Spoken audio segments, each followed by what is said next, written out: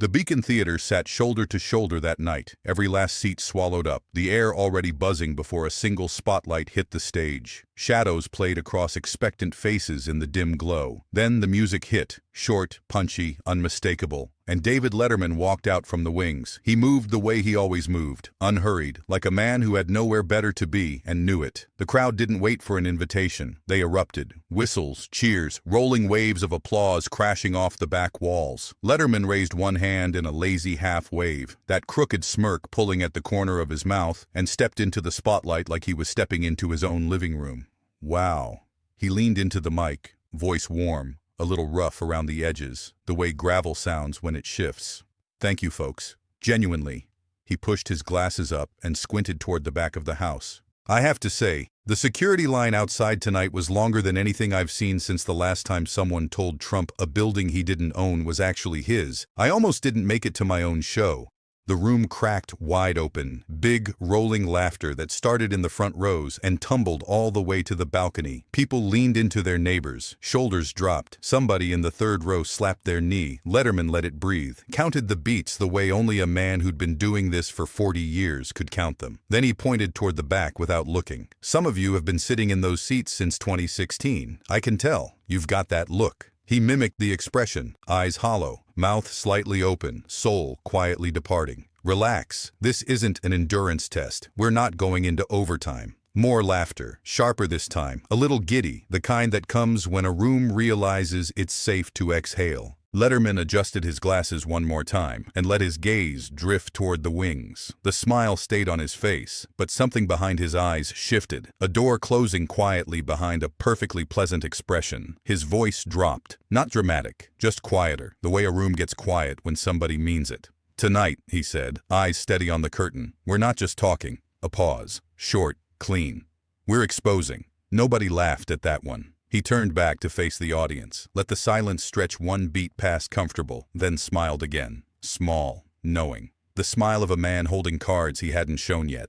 Ladies and gentlemen, he said, please welcome the 45th President of the United States, Donald J. Trump. The music swelled, then cut like a blade. Trump came out of the wings the way he always came out of everything, like the building had been waiting for him specifically. Shoulders back, chin up, both hands raised high, soaking the noise like it was sunlight, and he was running low. The smile was enormous, practiced, and completely automatic. He crossed the stage in long strides, heading straight for Letterman, and grabbed his hand before the man could fully extend it. The shake was firm, too firm, the kind that's less greeting and more declaration. Dave, Trump boomed, his voice carrying all the way to the back row without any help from the mic. Good to see you, old buddy. Really. Tremendous to be here. Letterman returned the shake. Steady, unhurried. Not matching the force, not fighting it either. Just present. He gave a single nod. Mr. President, welcome back. Trump laughed, big, theatrical, filling every cubic inch of available air, and slapped Letterman on the shoulder hard enough to shift his jacket. Then he dropped into the guest chair like he was lowering himself onto a throne and immediately spread out, arm draped over the back, one ankle crossing over his knee. Comfortable, dominant, taking up the maximum possible space. The crowd was still settling when Trump leaned forward, suddenly, shifting gears without signaling. The sprawl tightened. The smile stayed, but the eyes behind it changed. Sharpened, calculated, focused the way a lens focuses right before a photo gets taken. He pulled the mic closer. You know what, Dave? His voice dropped, just enough to make the front rows lean in. I've been waiting for this moment for a long time. Tonight, we shut down the fake news, once and for all. No more spin, no more games. He sat back a fraction, satisfied, like he'd already won whatever was about to happen. We get real. The laughter from the opening monologue was gone. Fully gone. A hush settled over the front half of the theater first, then crept backward row by row. People exchanged looks, some excited, some something harder to name. A woman in the fifth row stopped smiling and started watching. Letterman didn't flinch. He met Trump's eyes with the same expression he'd been wearing since the man walked out. Attentive, pleasant, impenetrable. Let the silence sit, let it get just heavy enough. Then he spoke. Slow, level, like he was confirming directions. Then prove it tonight, Mr. President. 4 words, quiet as a closed door. Trump's grin froze, just for a fraction of a second, barely a flicker. but the front rows caught it. Then it reloaded, slightly tighter than before. Letterman settled back into his chair, hands loose on the armrests, waiting. He let a breath pass, then leaned forward, elbows on his knees, eyes fixed on Trump the way you fix your eyes on something when you're not planning to look away. "Let me ask you something straight," Letterman said. His voice hadn't changed, still calm, still conversational, like they were discussing the weather over bad coffee. "What are you actually doing for America?" He tilted his head a fraction. "All the noise lately, the tweets, the rallies, the back and forth, it just pulls people away from the real problems, the ones that actually hit families every single day." The room went quiet the way rooms go quiet when something true gets said out loud. A few people shifted in their seats. A man in the 7th row uncrossed his arms and recrossed them the other direction. Trump's smile tightened at the corners, visibly, like something had been pulled taut underneath it. He planted both feet flat on the stage floor, sat up straighter. For 3 full seconds, he just looked at Letterman, reading him, measuring him. Then he went, "Dave, let me tell you something." Voice rising immediately, filling the space, confident, practiced, the cadence of a man who'd given this speech 1,000 times and enjoyed it every single time. "We work day and night for the American people. Day and night. Nobody, and I mean nobody, works harder than this administration. We've got the economy roaring, borders getting stronger, jobs coming back like nobody's ever seen. The fake news wants to call it distraction. They're the distraction." He threw both hands wide, the gesture expansive, almost jubilant. "We're delivering results. Tremendous results. And people love it." Parts of the crowd responded the way parts of the crowd always responded. Cheers broke out in clusters, loudest from the back rows, where the red hats sat dense and deliberate. A man in the middle section stood up, clapping hard, face flushed. A woman nearby raised her phone, recording, but it wasn't the full roar from the monologue. The applause was scattered, uneven, an honest sound. Some people sat with their arms folded and their faces neutral, watching the way you watch a card trick when you're trying to figure out where the other hand is. Trump kept going, riding whatever energy had gathered. "We're fighting for seniors, workers, families, everyone. Nobody's fighting harder. Believe me." Letterman didn't interrupt. He waited, let the last echo of the applause dissolve into the lights. Then his hand moved, slow, deliberate, under the small table between them. He pulled out a single sheet of paper, plain white, nothing printed on it except a line of bold black text across the top, large enough for the first 4 rows to read without squinting. "Epstein files." Redacted pages still missing. He set it flat on the table between them, centered, like a card laid face up. The theater inhaled, one collective breath, sharp and sudden, from hundreds of people simultaneously. Phones came up. Flashes popped in the dimness like scattered lightning. Trump's eyes dropped to the paper, one fast, involuntary glance, then back to Letterman. His jaw shifted, a small, tight motion. Barely there, but there. Letterman tapped the sheet once with his index finger. Voice still low, still unhurried. "Seniors are waiting, Mr. President." His finger rested on the page. "America is waiting. These files are waiting." He looked up. "People want to know what's really in there, what's still hidden, what's been buried." A pause. Just long enough. "So when you say you're working day and night, what exactly are you doing about this?" Trump stared at the paper. The cheers had evaporated completely. The hall felt smaller, like the walls had stepped inward 6 inches without moving. Then Trump moved. He shoved himself up from the chair so suddenly it scraped back across the stage floor. A hard, ugly sound that cracked through the mics like a starter pistol. The front rows jumped, literally flinched a few of them. He was on his feet, arm out, finger extended, pointing at Letterman with the kind of rigidity that comes from something past anger, something more volatile. "This old guy's lost his mind." His voice cracked on the last word, splitting the air. "You're not even American. That's why you're sitting there peddling this garbage. Fake files, old lies, trying to tear down everything we've built." The words detonated. A gasp ripped through the audience, sharp and ragged, rolling from the front and breaking apart as it reached the back. For a moment, a long, strange moment, nobody moved. The theater just absorbed it. Then the back rows ignited, sharp bursts of "yeah" and "tell him" from the red hat section. A couple of men jumped to their feet, fists pumping, chanting "You say" with the urgent rhythm of a rally that had been waiting for permission to begin. But closer to the stage, people just froze. A woman in the second row pressed both hands over her mouth. mouth. An older man beside her shook his head, slow and private, eyes wide and still. The applause wasn't everywhere. It was volcanic in pockets and dead silent in others. The split ran through the room like a fault line, right down the middle of the house. Trump leaned over the table, both hands on the edge, face close to the mic, voice dropping lower, but somehow landing harder. "And if you keep pushing these lies, Dave, we'll deport types like you." Each word placed with the care of someone who'd thought about this. "We're cleaning house, getting rid of the disloyal, the fake patriots who hate what this country stands for. You want to play games with classified files? Fine, but don't act surprised when the consequences arrive." The threat settled into the air like smoke. Gasps again, sharper this time. A few phones actually lowered. People weren't recording anymore. They were just staring. Someone in the middle section yelled, "That's too far."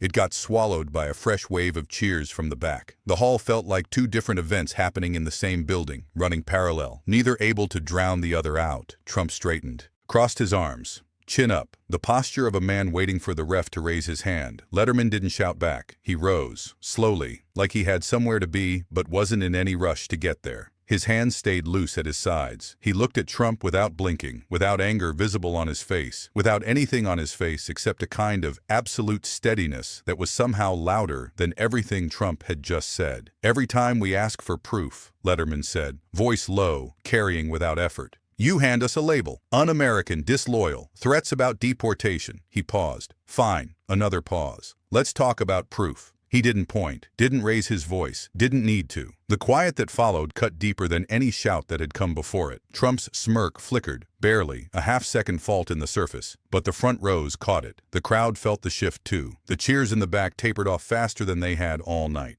People who'd been standing sat back down, slowly, like air going out of something. A new silence settled over the theater, heavier than the last one. The kind that means something. Letterman's eyes dropped once to the Epstein paper, still untouched on the table between them, then came back up.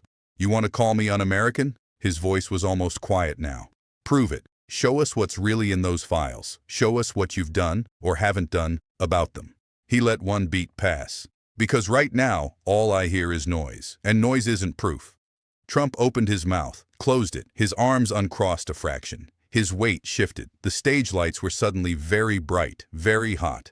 Nobody laughed. Nobody cheered. For the first time since he'd walked out of those wings, the room wasn't performing for him. It was watching him. Letterman's voice dropped further, almost private, carrying anyway. "Prove right now that Barron isn't your son with Ivanka." He didn't blink. "And show us that Jared and Ivanka's marriage isn't just a curtain drawn over something none of you want seen." The accusation went off like a charge in a sealed room. The gasp wasn't a single sound this time. It was plural. Dozens of separate sharp inhales colliding in the air at once, making the theater sound like it had been struck. A woman in the front row dropped her program. It fell without her noticing. Phones shot up everywhere, flashing in rapid-fire bursts, like the room was made of lightning. Trump's face cracked open for one raw second. Pure shock, unguarded, before the mask slammed back into place and hardened into something uglier. He let out a short bark of a laugh that had no humor anywhere inside it. "You're out of your mind, Dave." His voice was loud and climbing. "Absolutely insane. I don't have to prove a damn thing to you or anyone on this planet." He shoved back from the table, chair screaming across the stage floor, and turned his body half toward the wings. His hands were fists at his sides. His face was the color of something that had been running too hot for too long. For a suspended, unreal moment, it looked like he was simply going to walk off, just leave, mid-show, mid-confrontation, mid-everything. The crowd murmured, fractured and urgent. "Sit down," from one side. "Tell him, Donald," from the other. The whole place teetering on something it couldn't name. Trump stopped at the edge of the spotlight, looked back at Letterman with fury that had nowhere left to go. "This is low," he said, quieter now, which somehow made it worse. "Even for you. Fake, disgusting lies." Letterman stayed seated, didn't retract a syllable, didn't move a muscle, just looked at Trump the way you look at something you've already understood. The tension coiled tighter. You could feel it physically, in the chest, in the back of the throat. The sensation of waiting for something that was already falling. Then a figure stood up in the front row, slow, deliberate, like she'd been deciding whether to do it since the moment she sat down. Ivanka Trump, white blouse, dark skirt, every hair in place, face pale as bone china under the stage lights. She'd been still the entire night, hands folded in her lap, expression composed, present but invisible. Now she was on her feet. Her voice shook, but it carried. "Dad." Don't, Trump spun, found her immediately. His expression flipped. Anger to something sharper, something older and more automatic. He raised a finger and pointed at her seat. Sit down. The word down hit the mic and bounced. Hard, flat. This isn't your place. Stay out of it. Ivanka froze mid-step. Her lips parted, eyes wide, something unfinished behind them, words that came right up to the surface and then didn't break through. She lowered herself back into her chair by degrees, face flushed, jaw tight. She stared at the floor and didn't look up. The hall shattered. The sound hit all at once from every direction. What the hell? From a man in the center section. That's your daughter. From a woman near the aisle, cheers colliding with booing, strangers turning to argue with the people sitting next to them. A couple in the fourth row went at each other hard, voices raised, one defending, one disgusted. Security moved along the walls, hands on earpieces. The noise climbed past the point of individual words and became something physical, a pressure in the room. Letterman raised one hand, calm, unhurried. See, that's what happens when we ask for proof. His voice barely cut through the chaos. It gets personal. Then, from the middle of the house, a man stood. He looked like he'd come straight from an office. Late 40s, button-down shirt, sleeves rolled to the elbow, no tie. He held his phone up, screen lit. His arms were steady. His voice was not. I've got proof. Heads snapped toward him. Cameras swiveled. Security began moving, but Letterman raised a hand. Small, subtle, definitive. They stopped. The man didn't wait for invitation. I'm former White House staff, Mr. President. I was there in 2019. He kept his phone high. I have the audio of the Epstein call you said never happened. The one where you spoke about him like an old friend, right after the first arrest. The wave of sound that hit the room this time wasn't a gasp. It was something closer to vertigo, a collective lurch, as if the floor had shifted a half-inch under several hundred people at once. Trump exploded out of his chair. That's fake! He lunged toward the nearest mic stand, hands grabbing it like a weapon. Fake news, plants, liars, deep state garbage, every single one of you. His voice cracked on garbage, too loud, too raw, the volume outrunning his control. It echoed harsh and alone through the speakers. The room erupted again. Play it, from the back. Sit down, from the front. A sea of glowing screens rose, everyone recording, streaming, capturing this specific second in the amber of whatever came next. Letterman rose, no urgency, no theater. He turned toward the man still standing in the middle rows, phone held high. Let the tape play, he said. 4 words, flat and final as a ruled line. He looked up toward the sound booth and gave one slow nod. The lights dropped a fraction. A low hiss filled the speakers, static. Then, unmistakably, a voice, casual, familiar, the cadences of a man completely at ease with himself. Jeffrey's a terrific guy, you know that. Always fun to be around. He likes beautiful women as much as I do. And many of them are on the younger side. The clip stopped. Silence.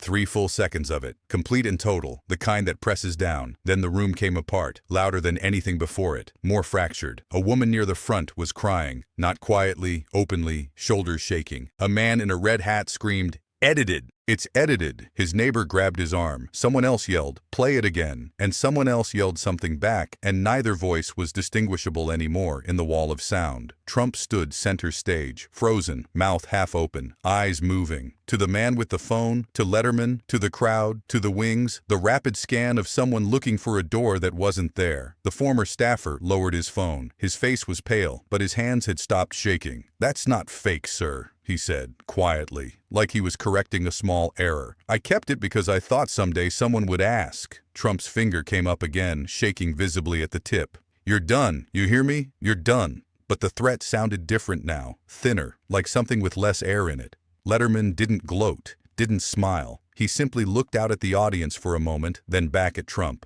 "Proof," he said, almost to himself. "That's what it looks like." Looks. What followed was pandemonium with no clean shape to it. Shouts from every direction. A woman covering her face with both hands. Red hats on their feet pointing at the stage, like they could physically reverse what had just happened. Security pressed forward, forming a line at the front edge of the stage, arms out. Nobody rushed the stairs, but the impulse was visible in the room, coiled just below the surface. Trump stood rigid in the center of it all, chest heaving, eyes tracking the chaos he'd made and could no longer control. The shock on his face had hardened into something colder. Then, without a word, he turned and walked toward the wings. Not a storm off, not dramatic strides, just quick, stiff steps. 10 seconds. The chair rocked gently in his wake. The crowd's noise spiked, half cheering like they'd won something, half booing like they'd been robbed of a finish. "Come back," from somewhere in the middle. "Coward!" From the other side, ugly and sharp, Letterman stood in the spotlight, hands at his sides. Let the 10 seconds pass. Let the empty chair speak. Then Trump came back. He walked out of the wings with his tie slightly shifted, face reset into something harder and more deliberate. He went straight to center stage, grabbed the mic stand and pulled it close, looked directly at Letterman. "You just destroyed your career tonight, Dave." His voice came out low first, then built, methodical. "I'll make sure of it. You think you can pull this? Fake tapes, plants in the audience, disgusting lies about my family, and walk away clean?" He shook his head once, slow. "You're finished, done. I've got friends, I've got reach, and I'll make damn sure nobody books you again. Nobody." The threat landed with weight, real weight. A chill moved through the front rows. A few people flinched back from it. Others nodded slowly, like they believed it, like they'd seen it work before. Trump's supporters erupted, loud and fervent. "Yeah, get him!"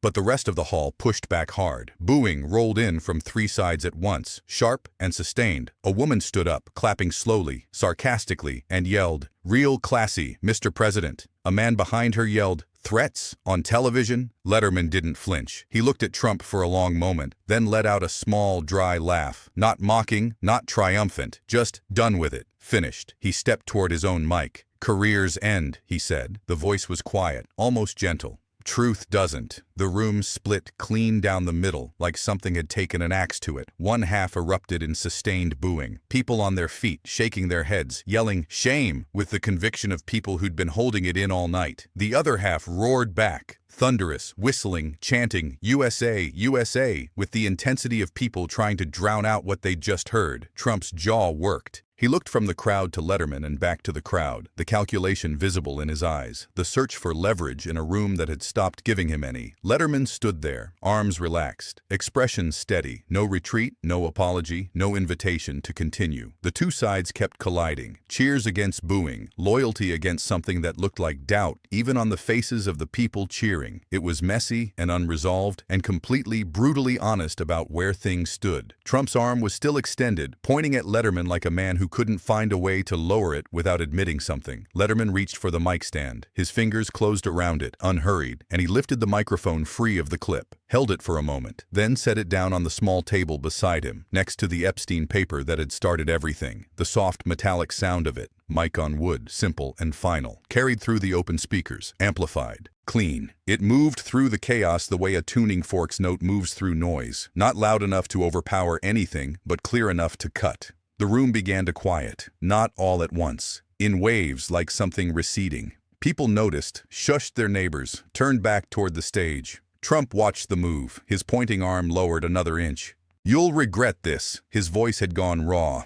"You hear me, Dave? Every second of this night, I'll make sure of it." Letterman didn't look at him. He turned, slow, deliberate, and found the main camera at the back of the hall, the one with the red light blinking steady, patient, indifferent to everything that had happened in the last hour. He looked into the lens the way you look at someone you want to be sure has heard you. "Truth is like water," he said, voice low, unhurried, carrying without effort. "It always finds its way. No shout, no finger raised, no drama constructed around it. Just those words, dropped into the room like something being set down after a long carry. The silence that followed was complete, total, the kind that arrives without announcement and makes itself at home in every corner of a space simultaneously. Nobody booed, nobody cheered, nobody whispered. In the front row, Ivanka's hand came up to her mouth, pressed there, fingers against her lips, like she was keeping something in. Her eyes were fixed on the stage, not on her father, on the empty space beside him. Her shoulders rose once, a single quiet breath taken and not released, and then she sat perfectly still.